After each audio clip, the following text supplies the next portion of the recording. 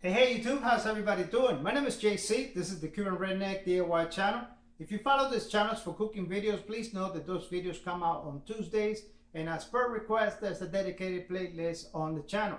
For you DIY guys, we have now 1 but 3 dedicated playlists, and those videos come out on Fridays. This is your first time here, I want to give you a warm welcome, and please don't forget to share, like, and subscribe. This is a tiny little channel, and your support is greatly appreciated.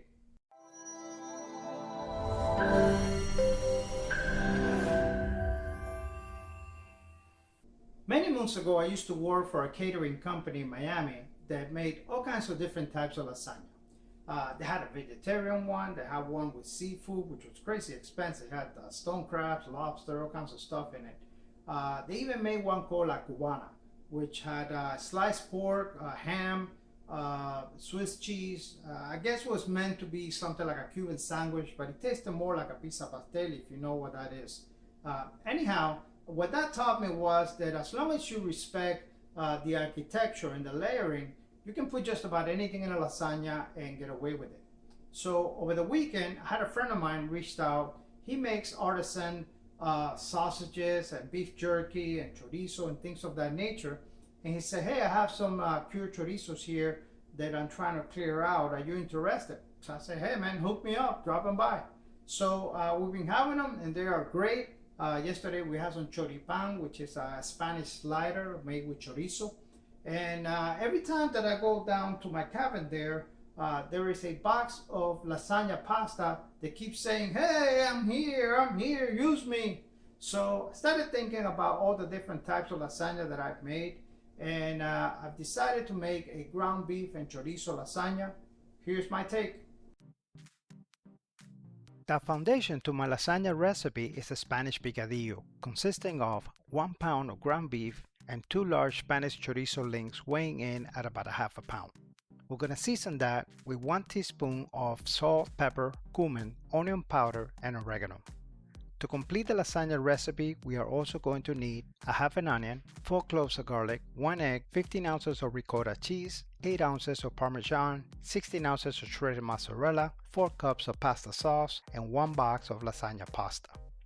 Just by looking at these ingredients, I think that we can all agree that I was being budget conscious.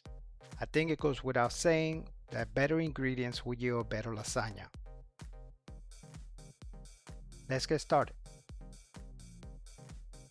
I started by putting most of the seasonings into my mini shopping blender, including the chorizo after removing the skin.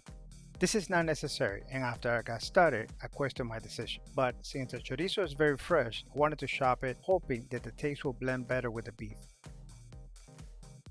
Also note that you can do this without chorizo. Most of the time, my lasagna consists of 2 pounds of a 50-50 pork and beef mix. With everything chopped really fine, I mixed it into the beef. I cover it and I let it rest in the fridge for about an hour. A little while later, I put it back on the stove over medium heat and cooked it for about 5 to 6 minutes while stirring it, or until it starts to get a little bit of color. I lowered the heat, covered it once again, and gave it another 5 minutes, at which point I went ahead and added about a tablespoon of tomato paste. This is 100% optional, but I had a little bit left on a can, I just wanted to use it. I then followed that with 2 cups of pasta sauce and about a cup of water to rinse the bottom. After covering it, I let it simmer in low heat while I get started with the pasta. After bringing about 3/4 of salted water to a boil, I started to lay the lasagna pasta sheets in different directions so that they don't stick with each other. I've seen people do this in many different ways, but this is what works for me. Pot is also a little bit small, but my bigger one is in the fridge with some bacalao. While the pasta cooks, let's work on the cheese filling. I think that this is the most important part of this lasagna recipe. You can use whatever kind of meat you want, whatever type of sauce you want, but if you get this part correct, you have a winning lasagna. To make the ricotta cheese lasagna filling, we'll start by mixing a cup of milk and an egg in a medium-sized mixing bowl. Mix it well until the egg is fully incorporated. I'm adding some parsley here, but this is optional, and also note that chives and green onions are also welcome. I would then add the ricotta,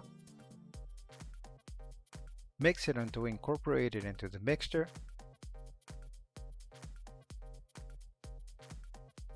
Followed by the Parmesan. Once well mixed, set it aside for a few minutes. After 10 to 12 minutes, the lasagna pasta should be al dente, at which time we're going to strain it and cool it down with cold water. We are now ready to assemble our ground beef and chorizo lasagna, and we need to start by bringing all the components together in one area.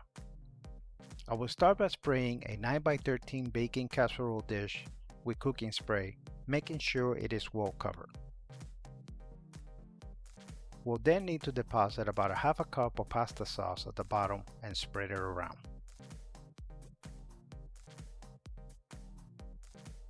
We can now start the layering process. I like to overlap the sheets a little bit, but not too much. Also note that some of the pasta sheets are going to be longer than others. With a small knife, trim the ends so they all sit flat. With the first layer of pasta set, let's proceed with layering down the meat. Try to gauge how much you use so that you have 2 equal parts. And make sure that it's nice and even.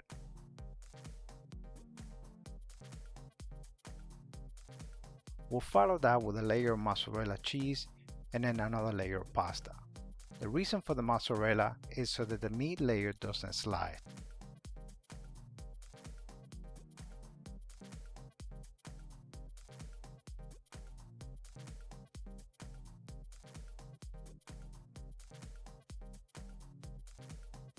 The middle layer is the ricotta cheese layer.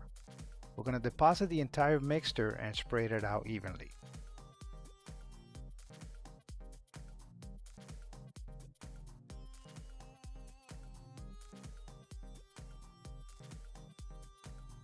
I'm going to top that with more mozzarella.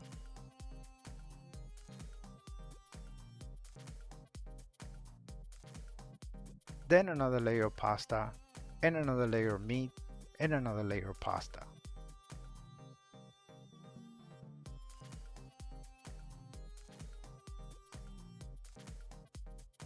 We'll top it with about 1.5 cups of pasta sauce and the remainder of the mozzarella cheese.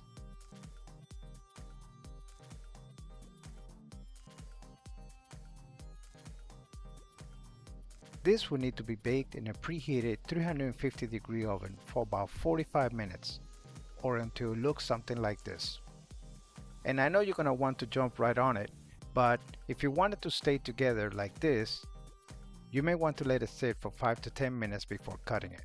My friends, thank you so much for watching, and I look forward to seeing you next week with yet another awesome recipe.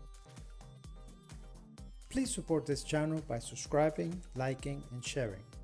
And don't forget to hit that notification bell. Thank you.